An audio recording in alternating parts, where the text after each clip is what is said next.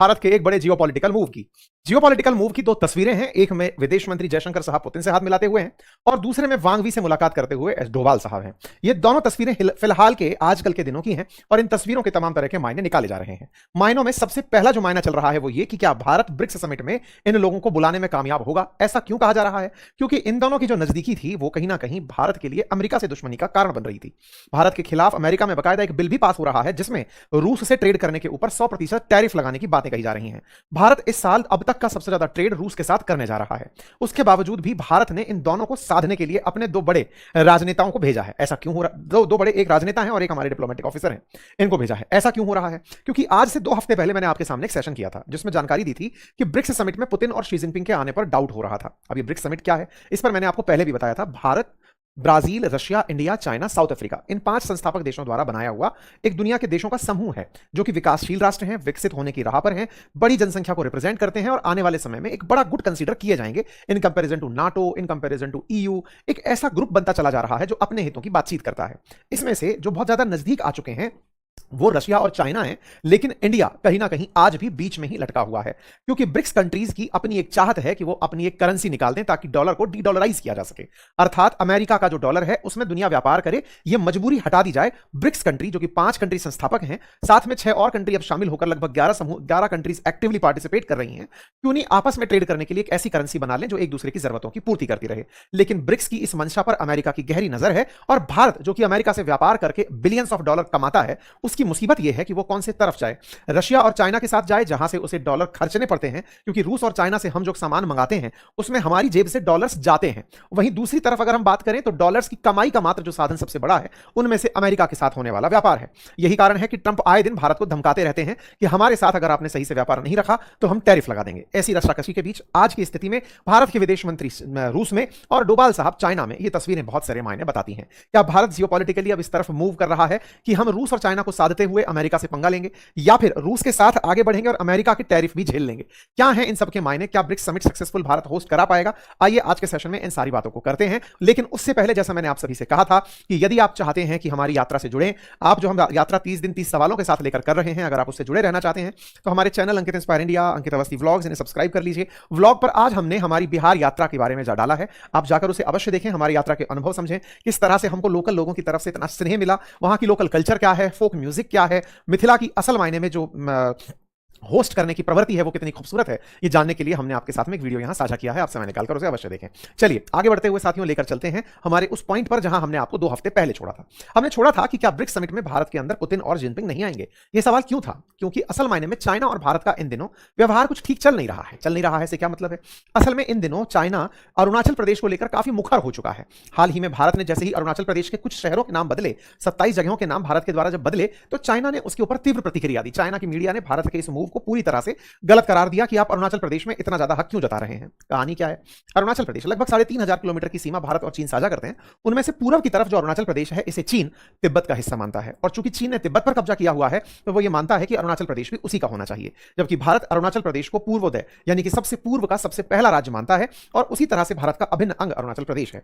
इसी के चलते चाइना भारत के साथ लगातार इन्हीं बातों को लेकर बातचीत में है। वर्ष 2003 में भारत और चीन ने डिसाइड किया कि जो भी हमारे बॉर्डर क्लैशेस हैं, फिर चाहे लाइन ऑफ कंट्रोल को लेकर के हो यानी कि एलएसी को लेकर के जो चाइना के साथ है, या फिर अरुणाचल प्रदेश के साथ मैकमोहन लाइन को लेकर के हो, बोले हम इन चीजों पर बैठ करके बातचीत करेंगे।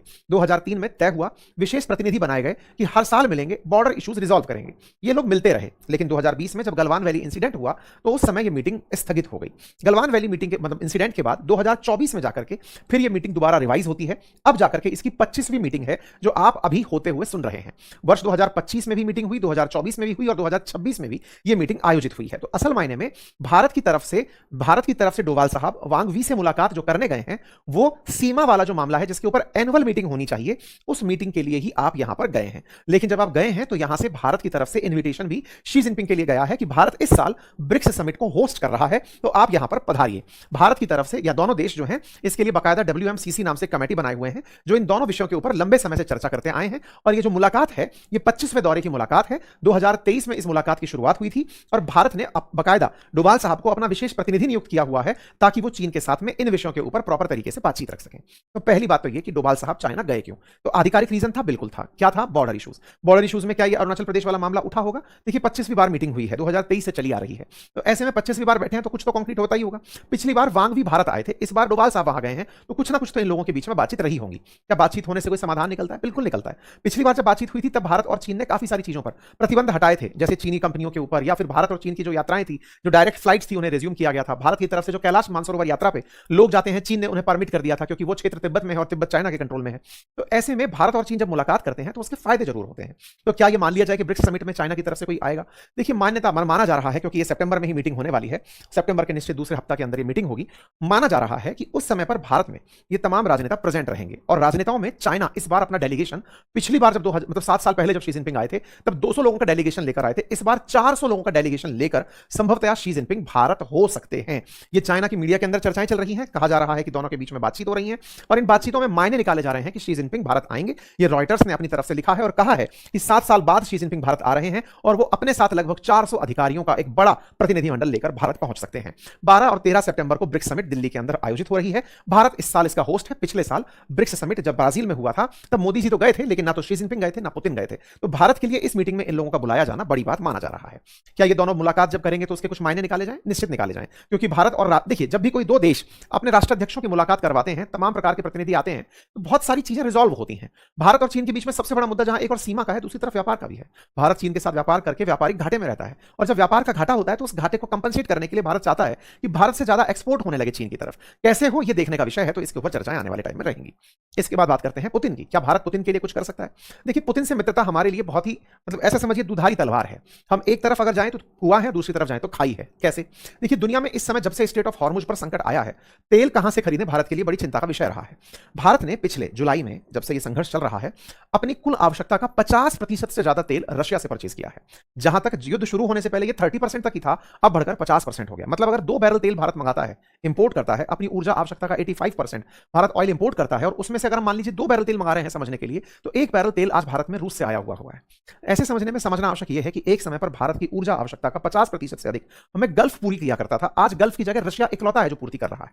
आप पूछेंगे इसके मायने क्या है? मायने यही है कि रशिया जब हमें ऑयल दे रहा है तो हमारे पास तेल की कीमतें हैंडल करने का मौका मिला। स्ट्रेट ऑफ हॉर्मुज में चल रहा जो विवाद है उसको भी हम संघर्षतया समझा पा रहे हैं। अदरवाइज जब युद्ध शुरू हुआ था, आप में से बहुत सारे लोगों ने सिलेंडर की किल्लत होते सुना था, एलएनजी की दिक्कत होते हुए सुना था, तमाम प्रकार से तेल की किल्लतों की सुर्खियां आए दिन हुआ करती थी। आजकल वो सुर्खियां कहीं ना कहीं सेटल हो गई हैं, आजकल वो सुर्खियां बड़ी नहीं है। इसका मतलब भारत ने कहीं ना कहीं रशिया से तेल मंगाकर अपनी ऊर्जा आवश्यकताओं की पूर्ति तो कर ली। दिक्कत क्या हुई?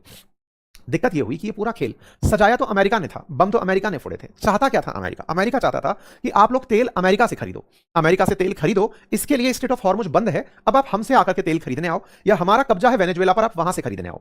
भारत ने वहां से भी खरीदा, लेकिन ज्यादा कॉम्पिटिटिव प्राइस हमें रशिया से मिलती रही। रशिया से तेल तो सस्ता खरीद लिया, लेकिन हमने इतना खरीद लिया कि आज हमारा ट्रेड डेफिसिट है। अगर हमने $60 बिलियन का व्यापार किया है तो लगभग $55 बिलियन हमें अपने घर से रशिया को देने पड़ते हैं। आप कहेंगे ये तो किसी को भी देते, बिल्कुल सही है, हम किसी और देश को भी देते तो हम उन देशों के साथ ये कहते थे कि आप हमसे कुछ इंपोर्ट भी कीजिएगा, आप हमसे गेहूं मंगाइए, खाद्यान्न मंगाइए, फर्टिलाइजर तो नहीं, मेडिसिन मंगाइए, केमिकल्स मंगाइए। लेकिन जब रशिया के द्वारा हमसे व्यापार किया गया तो रशिया हमें फर्टिलाइजर भी भेजता है, रशिया हमें तमाम चीजें भेजता है, लेकिन हमसे कुछ मंगाता नहीं है।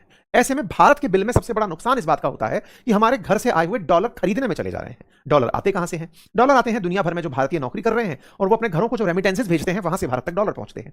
या फिर भारत किसी देश के साथ व्यापार करके अगर लाभ कमा ले तो डॉलर आता है। लाभ कमाने में नंबर 1 पर अमेरिका आता है। भारत अमेरिका से व्यापार करके $40 बिलियन के आसपास कमाता है, लगभग 80-90 बिलियन रेमिटेंस आता है। उसमें से हम दोनों ही जो दोनों तरफ से आया हुआ धन है, इसे उठाकर इन दोनों देशों को दे देते हैं, हमारे डॉलर्स के अंदर डेफिसिट हो जाता है। अब इसके साथ साथ चुनौती यही खत्म नहीं होती। अमेरिका हमारे लिए एक और बात बोलता है, वो कहता है कि देखो, जब डॉलर आप मुझसे कमाते हो, तेल आप किसी और से कमाते हो, जब मैं तेल देने की स्थिति में भी हूं तो आप मुझसे तेल क्यों नहीं ले लेते? अब आप कहेंगे ये तो सही भी है कि भारत तेल उन्हीं से क्यों नहीं ले लेता।